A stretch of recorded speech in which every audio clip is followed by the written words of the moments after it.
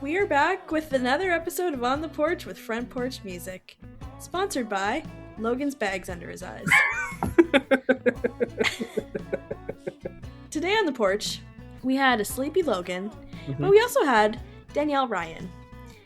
Danielle is a West Coaster, born, raised, never left. She told us a secret today that she was in fact on The Next Star when she was like 13 or 14 years old. That was crazy. Yeah, that's funny because like talking to her enough, it's like, that's a new piece of information. Her music for her was something that was very like organic. She was writing songs. She taught herself to play guitar because she thought, who writes songs and doesn't play guitar? Her brother snuck his way into writing songs with her.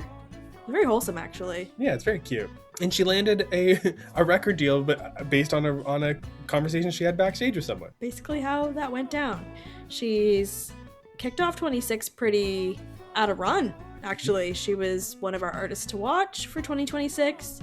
She snagged the iHeart Future Star and the Rogers One to Watch, so that means that she's been playing across Canada for weeks, which is really cool to have your song playing all over the country, especially when part of our chat with her was about like hearing your song on the radio for the first time, the local radio station playing it, and then it being played across the country is pretty cool.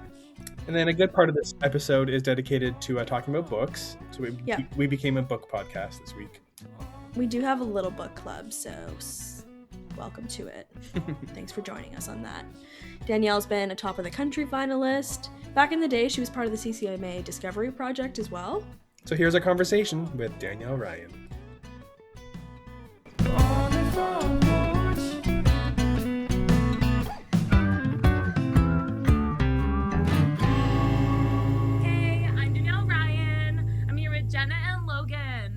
Welcome to the podcast. Thank you, Danielle. This is your podcast now.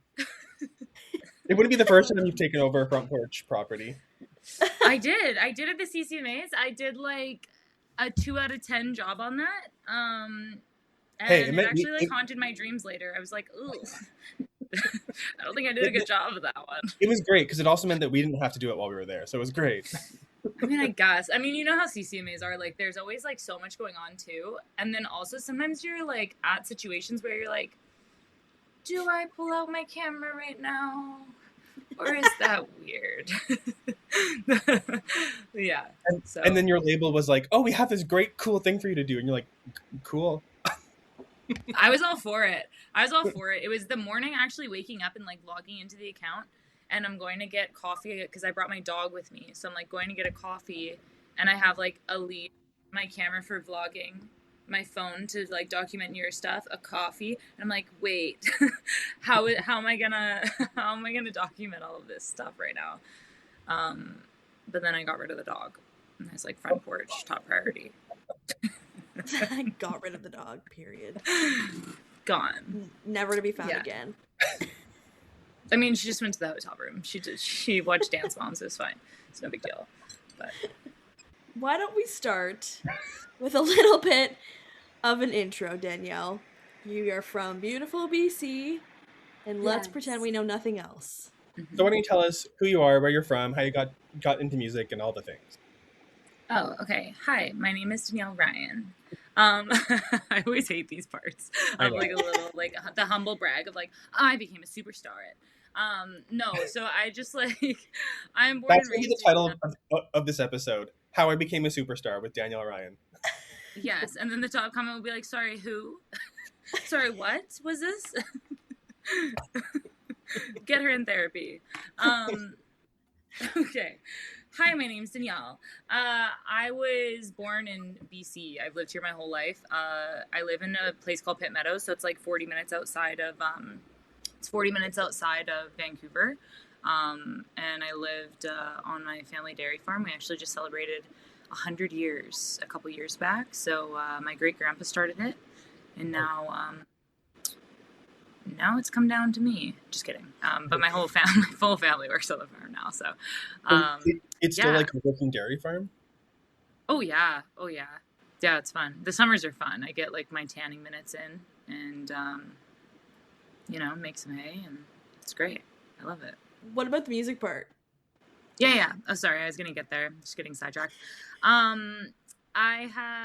started singing when I was like well, I grew up performing a lot and stuff, like in church and musical theater and stuff like that. And then I was like, when I was around 12 and stuff, like I love performing so much, but when you do like musical theater, like you perform once a year, like you spend the whole year working on a play.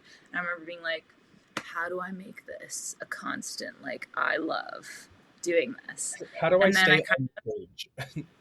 Yeah, I was born for the stage. Like, how do I stay there? So I was like, okay, I really wanted to write songs and stuff. I like grew up with Taylor Swift, so that was like obviously a huge like impact on me, and I was like, I want to write my own songs and stuff. So I kind of started doing that, and I always did singing. And then I was like, wait, this will be so weird to like share my songs without playing an instrument. So I taught myself how to play guitar on YouTube, and just started doing that since I was like 12, 13, and I became like obsessed with it. And then I started entering contests here and there, and I started getting accepted, and I was like, wait, okay, that means I'm not half bad. Okay. So that just started opening up like opportunities and doors and stuff. And then just like as time went on, you just keep going with it. And it's funny because people are like, when did you decide to pursue music? And I feel like in a way it like pursued me. Like I feel like there was never a time when I was like, hey, this is what I'm going to do. I just always kept doing it. Yeah. When you like started writing music, because I've often wondered about this with songwriters, like when you wrote your first song, I don't know, I wasn't there. I'm sure it wasn't the best thing in the world. When did you get to the point of like, I can show people this, or I want to show people this? Like, did you show your family first, or did you show the cows on the farm first, or like what happened? I think it's special that I figured that out when I was like, in middle school, because you're like delusional. And you just like don't really care that much. I mean, I kept it kind of private, I think, for a while. My siblings used to actually like record audio notes outside my door and make fun of me for the songs I would write. That's what siblings do. That's their job, like literally. So there's like a lot of that. And then I auditioned for this show called The Next Star. I don't know if anyone remembers this. You did that? Kinda, yeah. So I auditioned for that show, and I got on it. So then like when I got on it, my family was like, wait, okay, she's like actually good. Like, what's this song that you like played and stuff? So I like played it for them like before I went to the audition and stuff. And then they're like, oh, okay, like these people are saying it's good. Like my parents didn't know. They're like, I don't know, if they say it's good, then like I guess she's good. And then I think that moment kind of broke down the barrier of like keeping it private too, because I think it like gave you like somewhat of that like validation of like what you're doing is like okay, like these songs you're writing, like they're okay. And just like a bit encouraging, I guess, right? Interesting. Because like I feel like I would have such, because like music is so subjective. I feel like it would be so hard to like, this is so good, but is it? I don't know. Like when you're first. I mean, I still do that now. I still do that all the time now, especially because I do a lot of my songwriting with my brother. A lot of the time I'll write like a verse and a piece of a chorus, and I'll be like, is this good? Like, can you text me back? Like, here's like a thing. Like, do I keep working on this, or do we throw this out? Like, is it good? And I mean, there's brother that held a voice note outside your door. Oh yeah, he got on board later. Later he was like, wait, I want to songwrite too. Let me in on this. Yeah, it's definitely a thing. But then there's sometimes too that he'll be like, no, I don't get it. This sucks. And then I just keep writing, and then it turns out to be like awesome. So yeah, it is subjective. I don't know. It's what you just got to go with your gut. And yeah, like I said, I think I had the benefit of being a kid, so you like aren't too self-conscious. Like I think, if I was like 35 being like, here's a song I wrote, I'd be a bit scared because, it's so random. Yeah. When were you on The Next Star? I've taken Okay. So this is the thing. This is showbiz, baby. So how The Next Star worked? You didn't make it to TV. Did they cut you? Yeah. So how The Next Star worked was they accepted like a crap ton of people, and then like later they would like go through to like, so basically I got on, I'm like, I like have the gold star. I have it. I think my parents put it in like their safe, like it's somewhere. So I like got the gold. Yeah, so I like got the gold ticket and stuff. They like get your reaction and stuff. And then you get like taken aside by some woman, and she's like, actually, we accept sometimes too many people. So we're gonna call you in a few months and let you know who we actually like want to pick for the show. And then I got cut. But maybe it's a blessing. I actually look at it as a blessing because like a lot of people that were on The Next Star, I think regret being on The Next Star. On The Next Star. But I mean, you know, like 13-year-old The Next Star. I want to be on this. Yeah. Yeah. Yeah. So So how old were you? I think my contract must be up now, right? Like I was under a strict contract for a while about that show. Really? I think it was 10 How years. old were So I think we're past that. I was like 13, 14, something. Yeah. That must have crushed you at 13. You know what? It was a good introduction to the industry. You know It was a good intro. Good point. Because I'm actually being honest though, because then like nothing really bothered me after that, because I do think, you know, the industry is an interesting thing, and there's a lot of ups and downs, and I think it definitely built like that tough skin of just like, well, we've been here before, it's okay. you just keep going. Yeah. I read a thing, this is gonna sound super lame, but I was reading a thing the other day and it was like, if you knew you were gonna be rejected 100 times, but number 101 you were gonna be accepted, would those 100 rejections feel good? Yeah. See? Yeah. It's not a big deal. So you're just getting started early. Your 100 rejections started on The Next Star. I mean, was it child abuse? Possibly. Did I sign the document? Yes. Put my name here. Thank you. Parental signature below. Yeah. Mom, can you sign this? But yeah, that was like a thing. I have like no photo evidence of it either, but I do have that goal to take a summer because I feel like it was like the age before like people took 100 photos of like something. You know? We didn't have social media. Yeah, I don't think there was. There wasn't social media, but there, like, we definitely took photos on our phones, I think. But like, I didn't have a cell phone. Like, it wasn't a thing. Back in the day when you had a little camcorder or like a little camera on the side. Yeah, maybe that was the deal. Because like, yeah, I feel like nowadays I would like live stream going to audition on American Idol. You know, you'd have like 800 every angle. Yeah. That's literally crazy. Okay, so Next Star. You're not our first Next Star contestant, so don't worry. Oh my gosh, who else? Wait. I don't have any recollection of this, but that doesn't mean No. anything. Ali Adamowski's sister was on, and she talked about the Next Star a little bit. Okay, that's so fair. I know like the people that actually like built careers off of it later, but yeah, there's always these like random, because there was like the random top 12 that like no one paid attention to, but that show had a chokehold on me as a kid. Like I love that show. It was so good, right? You love it. I loved it, and I'm gonna say my best friend at the time, instead of telling everybody it's still my current best friend because they know who she will be, wanted to audition so badly, and we were like, her parents were like, no. My mom was like, I'll take you. So we were so certain she was gonna go to the open audition, and then I don't know why we decided not to, but we were 14, I think. So. And you didn't go? No, we didn't go. Why? I don't remember. No, she's gonna hate that. You could have been the star. You could have been the next star. Oh no, not me. Her, my best friend. Oh, you were just gonna go as moral support. Yeah. I could have been. Oh my gosh, you should have just auditioned. You should have just auditioned. Yeah. Oh my god. Auditions are so scary. Yeah, like I remember auditioning for that, and they just have you in a room with like 6 other people, and they're like, sing. Like sing. I know. And you're like, okay. I think I got really lucky though, because I remember being in a room with like a bunch of like kids. So like they were all singing like so terribly. So I was like, yeah, I got like anything I do right now is gonna sound anything better than whatever they just heard. I gotta get chance here. So I remember not being very nervous, but I couldn't imagine if I was in a room with like a bunch of 15-year-olds. Like I would have been like, they're all so much better. There's too much going on. Yeah, I went on a lot of auditions when I was younger for acting, not for singing. Ooh. And like you'd be put into a room, and you're just told to, here's a script, go read it. I'm like, yeah. As a kid too. Yeah. And you can't read yet? Mom! Can't read. Mom, what's this word? Yeah. I took my dad to audition a few years ago, and he was like, oh my goodness, why do all actors look the same, hey? And everyone's wearing black leather jackets and jeans and stuff. I'm like, Dad, it said like in the breakdown that like that's what we're supposed to wear. Like it's okay. He was so confused. He's like, wow, every actor really does look the same. I'm like, no, it literally said brunette with bangs and like a leather jacket. Like, it's okay. He's so confused. Yeah. That's cute though. Yeah, it was. And I didn't really notice. And then you like look around, you're like, oh yeah, I guess there are like 40 women here.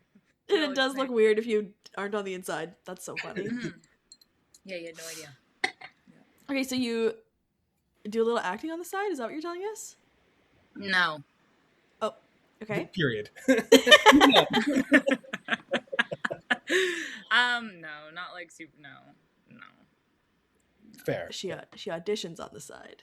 It's like, yeah, it's like a little fun thing to do. Like that was something that kind of just like fell into my lap, I guess, in a way. That was just something that somebody's like, oh, like, have you ever thought of like acting and whatever? And then I don't know, do it every now and then, but nothing like too serious, you know. Fair enough. What about growing up on a farm? Because like a bunch of people we've talked to have talked about growing up rural and being in the arts. What about being on a farm and growing up that way translates to the arts? Because I don't think a lot of people have put much thought to that. I don't know that it does translate. Like, I guess like, sorry, so this is, I think working on the farm and like growing up on a farm taught me lots about, hard work and determination and like what it takes and like being dedicated to something. You know, I watched my dad every single day wake up and work on this and like grow this farm and just like give everything he has to it. So I would say like that aspect of things translated over to me and all my siblings. I think we all have that desire of like when we do something, we do it all the way and we put our whole heart into it. And I think that translates over to music because I think like it's a really popular thing right now too of a lot of people being like, you know, someone who's less talented than you can go so much farther just by having the dedication and stuff. And I think as an artist as well, like there's so much competition. There's so many better singers. Like there's so much, like there's so many incredible people. And I think it's a lot to do with just like waking up every day and choosing like, I'm going to do music. Like even when you wake up and you're like, I don't want to like touch a guitar or like do any, like I don't want to get ready and film a video. Like I don't want to do this. I think it's like pushing against that resistance and doing it anyway. I would say that's something that like translated over. And then I would also say like, I guess living in the country, like a lot of the songs I write and stuff and stories that I tell like are relevant to like the way I was brought up and like my life and how it is. Yeah. So when your brother decided to jump on board and start writing with you, were you like, you're not literate, you're my brother, you can't do this? Or was this like no, the sibling you liked and you were like, this could be fun? Like, how did this happen? No, okay, so me and my siblings, we're all really good friends.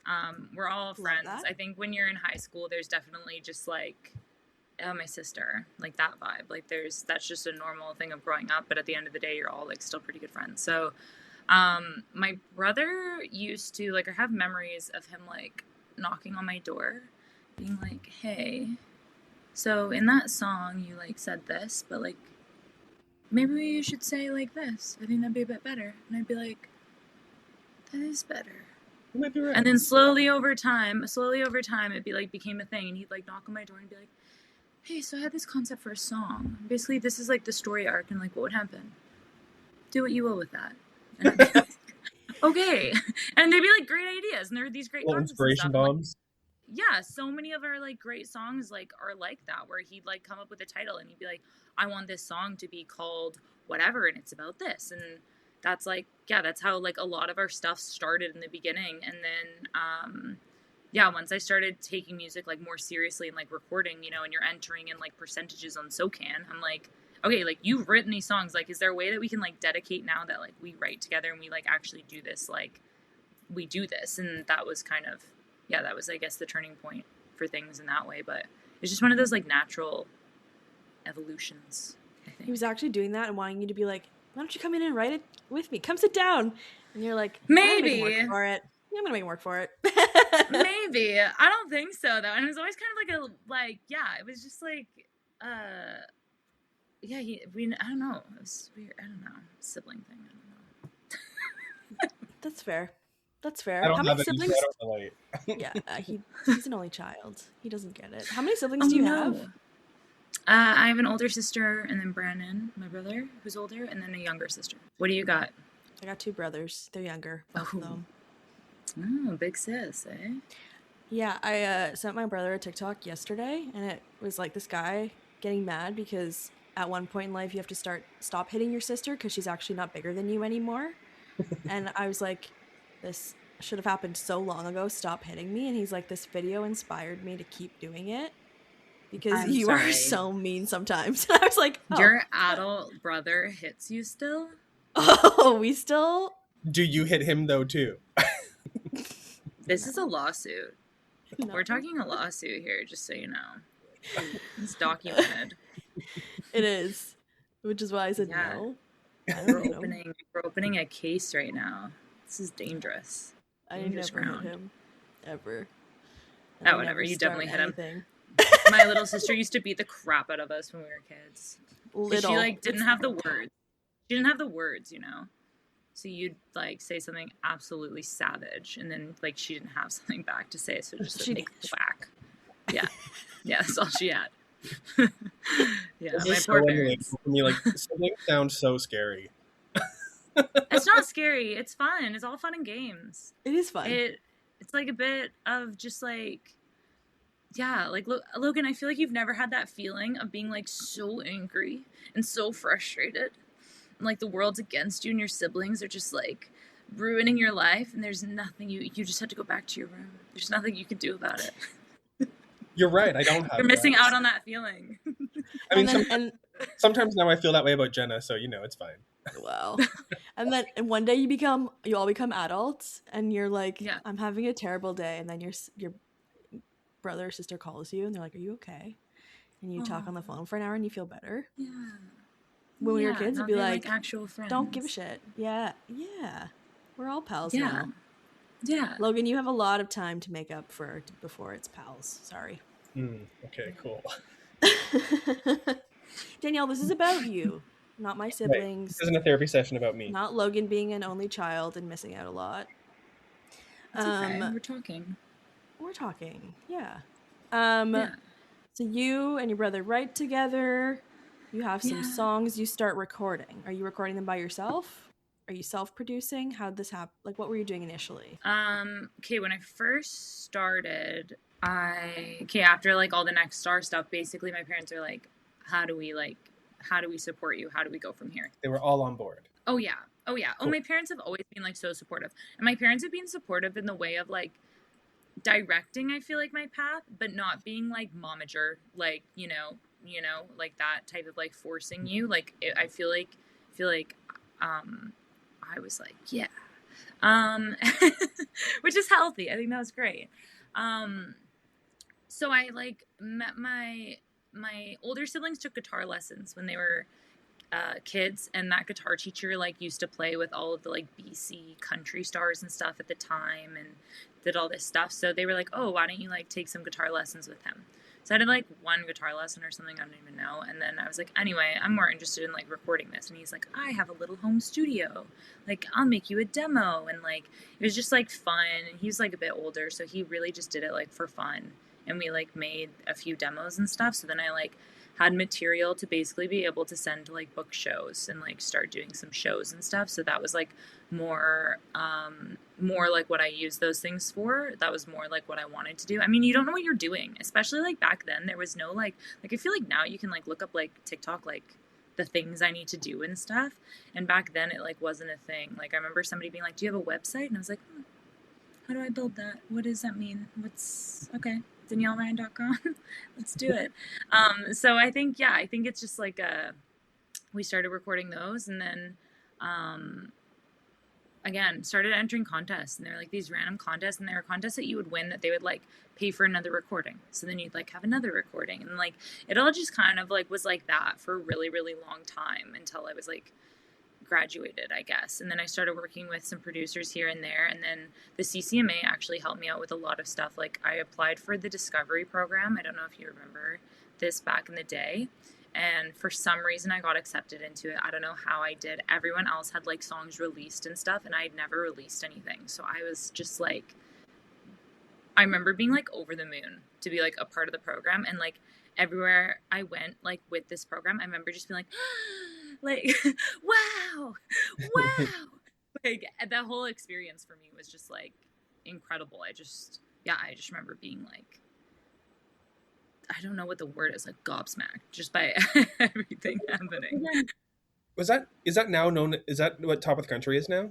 Yeah, that they kind of changed it. So Discovery Program used to be that you would go for like a week to Toronto, and you would go do like a trip in Toronto for a week, and they would like introduce you to a bunch of industry professionals, and they were like these boards and stuff. So they would like talk about, you know, booking and recording songs in your live show, and how you can like, it was like an education program kind of was like how it used to be.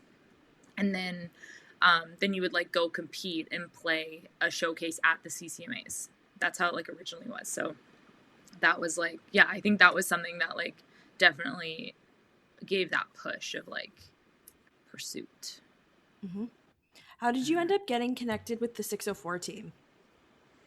Oh, that was so random. Okay, so it was so random. So I had like been around for a long time, and I was working with people at the time that like were connected in 604, I guess. So it's like a small circle, you know, with country music. It's like, especially in Vancouver, there's only so many things around here. So I remember one time I was at Jojo Mason's show. He's one of my buddies. So I went to this show, and I was like hanging out backstage, and while I was back there, I started talking to Jonathan Simkin, who's the president of 604.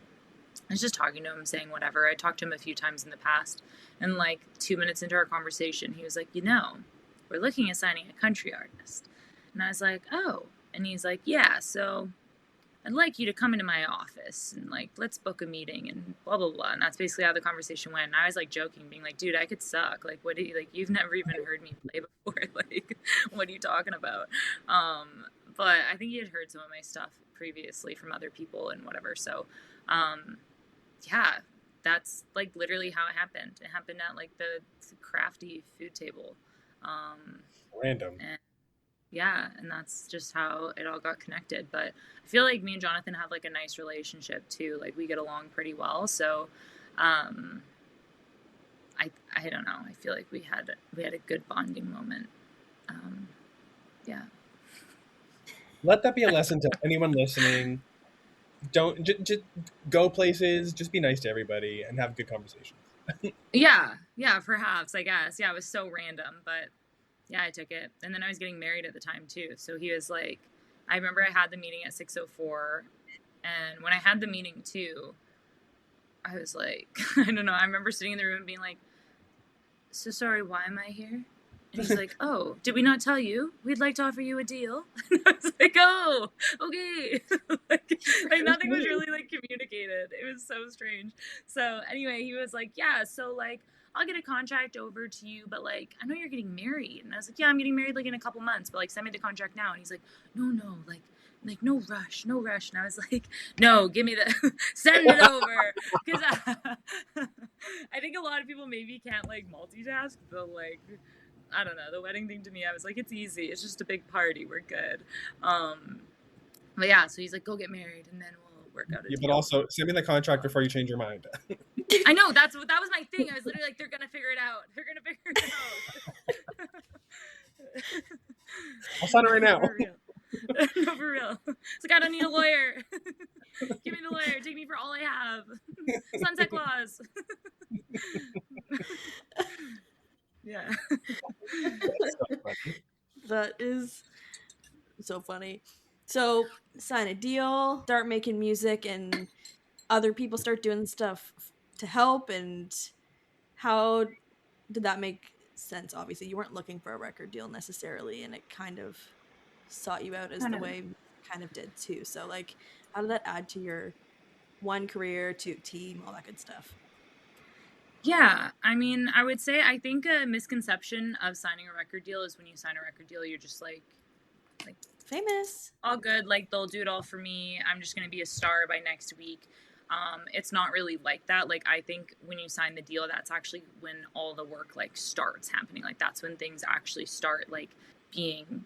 That's just when the work starts. Is when everything starts being a lot more. Yeah, 604 has been good for me, and just like helping me out with like, you know, I never released a song yet. So my first song I ever released was with 604. It was actually a Christmas song, because the way that it worked out with releasing and everything, COVID happened. So I wasn't able to release a song, and then Jonathan was like, oh, we love doing Christmas songs, like, would you want to do this? And I was like, oh, I kind of hate the idea of like my very first song being like a Christmas song, but okay, like, let's get going. So yeah, my first song with them was a Christmas song. And it's funny because, like, I feel like a lot of people every holiday, like every time November rolls around, they're like, hey Danielle, where's my Christmas melody? And like, oh no, did I begin to trend? So yeah, it started kind of like that. But Did you feel like, so when you actually got to put out your own song that was not Christmas yeah, and stuff you were excited about, where you're like, this is what we're here for? yeah, no, I was definitely, like, my first song, I was over the moon. It was called Weatherman, and Banger. I got oh, thank you, yeah, and I got lots of support from especially like my local station, like JR Country played it a lot, so that was like surreal for me to just be like, you know, working out in the barn and your songs playing on the radio. Like, it's so cool. It's such a cool feeling, and it's one of those things that goes back to when you're a kid and you're like, you know, that's one of the things that you think of, I think, is like, oh, if my song was on the radio one day. So I think those moments like really bring it home. And yeah, getting to release a song that you wait so long for too, I think that was really cool, because I think I had written the song maybe like, I don't know, 3 years before we actually got to release it. So Does that feeling ever go away, like of hearing your song on the radio and just it being the coolest thing? no, it's always so cool. It's literally always so cool. Yeah, like right now they're playing Cross Your Mind on Sirius XM. So my mom has Sirius on in her house all the time.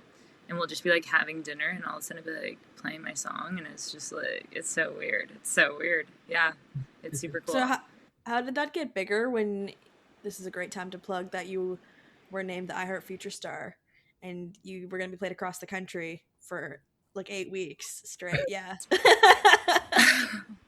Literally crazy. I think this goes back to what I was saying about like determination and stuff. Like, we had applied for that program since Weatherman came out. So, you know, we'd been applying for years with the new releases and songs and stuff. And finally getting chosen for it was something that was just, I mean, I broke down. I was like crying when I got the news. And like, it was just one of those moments of like, yeah, just something that you've wanted for so long, and something that you've hoped for. So when things like that finally start to happen, yeah, it's like surreal. It's kind of why I love, is this like a high maybe? It's kind of why I love the industry. I love just like having these like random wins, and you're like, okay, now what? And it's just like this, like, I don't know. I just love everything about it. I love just like The dopamine rush thing. Yeah, like you're just like, you know, you just, yeah. So getting the iHeartRadio thing was, yeah, unbelievable. Very cool. And then like, Yeah. and then later that afternoon too, I'm like with my mom, and I got another call that I was the Rogers one to watch for that program as well. So yeah, it was a mess. It was a day. It was it was a mess. I was speechless, which doesn't ever happen. I mean, So. each program on their own is always such like a great thing, and like you're almost guaranteed to chart. But when you have both, you're gonna chart, and that can change your career too. Yeah, Crazy. It's crazy. Don't jinx anything. It's crazy. I don't know. I don't know what to say about any of it. I mean, it's unbelievable. Yeah. Yeah.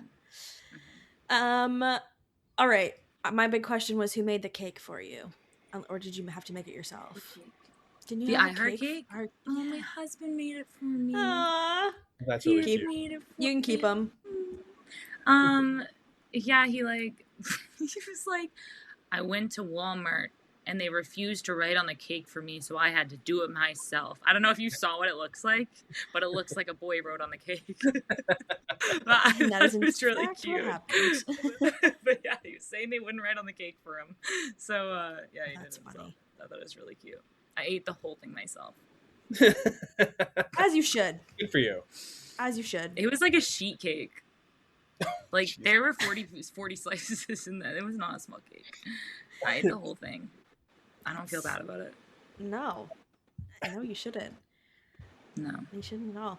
So what happens now? Like, what's coming up next? It's a fabulous question. I don't know, man. I have no idea. I don't know what I'm doing. I told you. I don't know what No I one do. knows When the opportunity show up, you say less, I'll be there. What do you need? Great. Yeah, I think that's the whole fun of the industry. Like, I don't know. Like, we're talking about another song and stuff, you know, playing some shows here and there, and like, yeah, I think it's I don't have any. What's next for you? Honestly, I don't know. I know. See, I don't know. You don't even know why you're in Vancouver, Logan. How did I get here? Why am I here? What's going on? He doesn't know what book he's reading either, so. No, literally a soft murder or something. What did he call it? A soft murder, yeah. A light murder. A light murder, Light yeah. murder. Crazy. Just a cute little stab, you know. Just a cute little. That's crazy. Actually, someone just got shotgun. thrown off a train in the one that's currently playing. Light murder. I don't. Yeah. I don't know what to say. No. It's weirder that you don't know the book, because like I bet you he's actually reading like a really good book. But, yeah, like, that we all know. Yeah, like we've all read it, but it's like literally he's saying it's just a light called, like, murder. It's a series that's like murder on the whatever, murder at the house. Like they're so like they're like maybe an hour long. They're like little short stories. Oh, you're reading like tales. Yeah.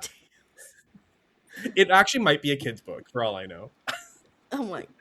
I accidentally did that. I accidentally read J.K. Rowling The Christmas Mouse or something. And I think it's for I think it's for babies. I think it's a baby book. And it's about like a mouse. Invested into some Dr. Seuss. It was an accident. I read the whole thing, obviously, but like. How does that accident happen? Well, okay, when it's on Audible. It's just a thing. Yeah, when it's on Audible, it's just like a little rectangle, and you say, yeah, sure. But if I go to Indigo, I can see it's a baby book. I can see it's in the kids section. But it was like big. It's like a big book. Like it was like a 4-hour read or something. Like it was like a book. But it was about a Christmas mouse. It was not meant. It was meant for you to like listen to, you know, with your kids or something. I don't know. To learn your words. Oopsie. Oops. On that note, what are you reading right now, Danielle? That's a good question. So you don't know either. I'll go I first, then. I think they maybe took it away. What do you mean? I think my return... Those rats. They took it back. I rent everything from the library. Mm-hmm. Oh. Would you go? I'm currently reading a political book. I'm reading 107 Days by Kamala Harris. Oh.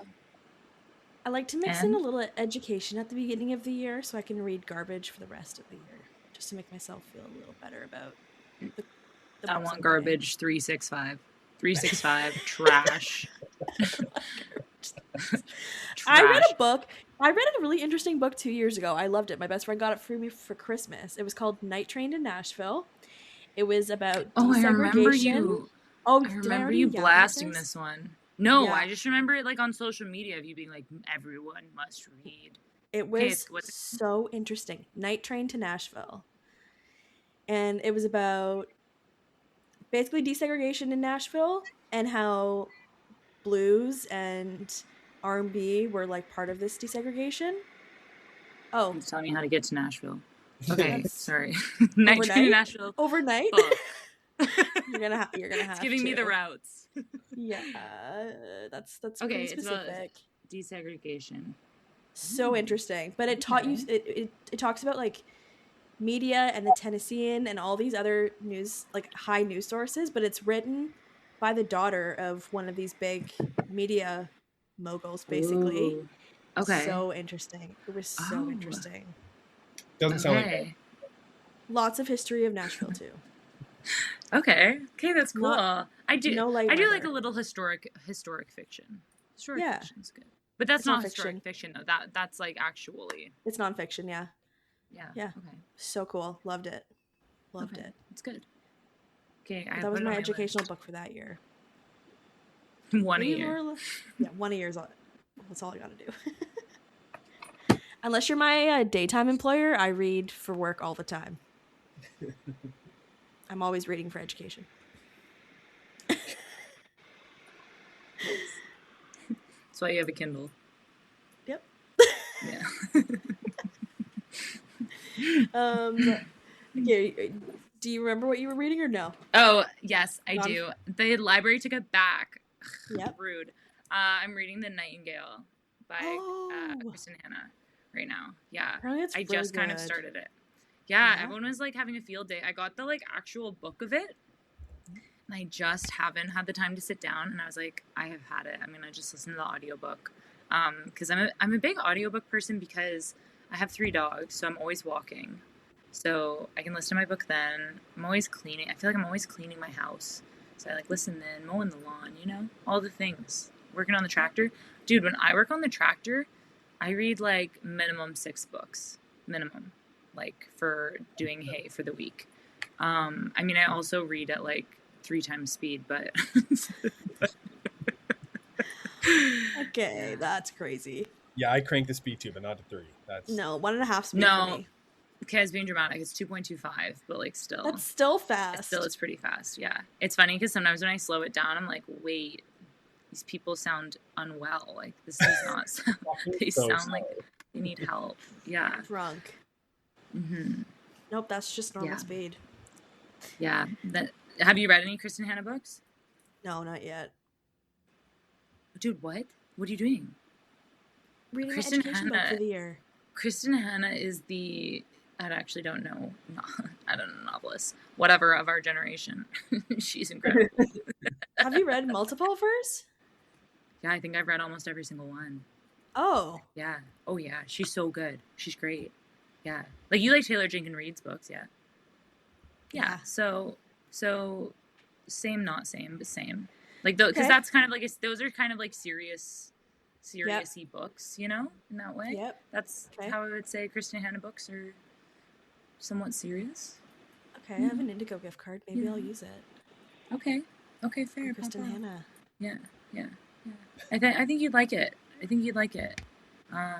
read The Great Alone. That one's incredible by her, and it's about like a young girl who moves to Alaska before Alaska was like a cruise ship town, you know. Oh. And it's really good. So it's like dangerous. Oh. Mhm. This is the most Yeah. book club we've been allowed to talk on here. Ugh, cut it all out. was- No one else cares. We're the only ones that care. I don't care. Like It's- Logan's it's over there space. being like, anyway. Shut the fuck up. Yeah. I'll just let them talk. Anyway. Last time we book No, clubbed right? though, it was with Haley Benedict. no, that one was quick and easy because we had caught up already, but Britt and I were going on and you're like, we got to talk about something else. Oh, you're right. Brittany Kennel. Oh. I was like, Hey, wake me up. Book done. girls. Book girls. Oh no. It's so fair though. When I meet a book person though, there's something that comes alive in me. Like I start developing a twitch. I'm like, tell me. You should everything start you like know. a Canadian country book club for all of everyone that we know that are bookies. We could do that. Jenna, I- you lead it. Why? You hold all the power. I feel like you're organized. That is We true. could go organized. You already know how to use whatever we're using right now. This app, this recording app, you know how to use an app to get us all together. You have a Goodreads account. This is a big qualifications list. Yeah. You have a good Yeah, account? I say you start it. I say you start it. Okay, we'll start a book club. We'll workshop that idea some more. Yeah, I'll get back to everybody. Okay, did we miss anything? Deep dark secrets you wanted to share today and forgot? Or we didn't let you yet? don't think I have any secrets. How many gold doodles are in your ownership right now? Just yours, or are there puppies right now? Oh, I just have mine. I have 2 golden doodles and a lab. I have a 4th golden doodle right now though, because my parents are on vacation, so it's a full house. It's good. Do you have any animals, pets, anyone? I have a dog. Her name's Ginger, and she looks like a doodle, but she's not a doodle. What is she? It's called a Barbet, which I had never heard of before she existed. What does that mean? Barbie? It's French for beard. Barbet? How do you spell that? Barbet. He's like a Portuguese water dog, but en français in French. Oh. Whoa, this thing's sick. Yeah. What the heck? She's so cute. Love her. What does yours look like? This is so cool. Mine's brown. It's like a little knotted golden doodle. And she was a show dog for a little bit. Is that thing shaved all the time? She is now. Yeah. Like the show dog, like the show coat. I need to show you a picture. This is not for anyone who's listening because you're not going to see it. But I just need to show you. We'll describe the image. Like closed captioning. Yeah. Where is it here? I'm scrolling pretty far back. Before she got, because like the show coat was like she can never have a haircut, so she was just a mop. I'm excited. Ladies and gentlemen, Barbet. Aww.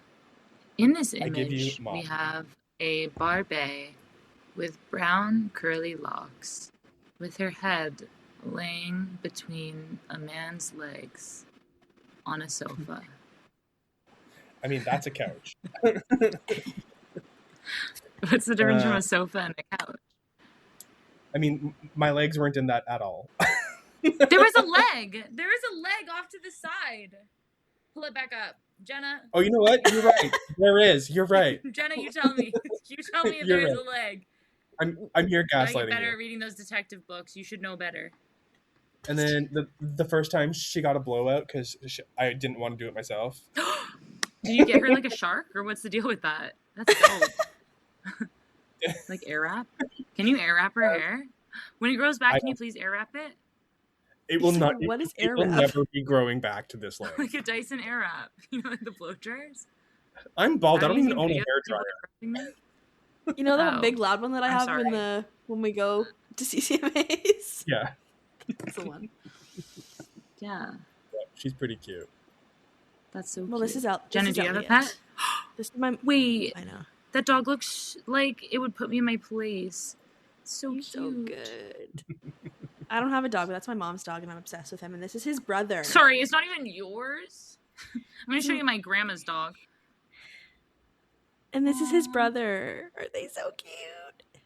He looks sad in that. So sad. I know. They look like they want money. I mean, same. Yeah. They're so cute. Logan met Elliot, and Elliot hates men. And Logan won him over. We were best friends. No, we weren't. We were friends. Not best friends, but we were acquaintances. Yeah. He didn't pee on the floor when he saw you, so that's good. I didn't pee on the floor?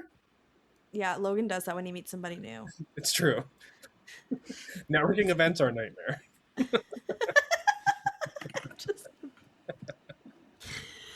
It's not funny. It right. happens to some people. Oh my god. We gotta wrap this up. Thanks so much. I think we're just getting started. I think hit record now. Great. Jason, who edits this podcast, you're welcome. Yeah, but he's gonna hate us this time. Sorry, Jason. Jason, this one goes out to you, buddy. Please cut 90% of what I said. Jason, all sound smart, please. Yeah, use AI to fill in my sentences with other, more intelligible sentences. Thank you. And that's a wrap. Thanks for listening to another episode of On the Porch with Front Porch Music.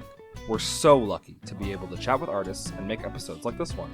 If you like the podcast, remember to rate and review us, and subscribe so you don't miss an episode. It's the easiest way to support the show. Remember to check out frontporchmusic.ca to keep up with new music releases, exclusive artist interviews, and more. We'll catch you again on The Porch in a couple of weeks. On The Porch is hosted by Logan Miller and Jenna Weiser, and produced and edited by Jason Saunders. That's me. Our theme song was written, produced, and performed by Owen Wrigley.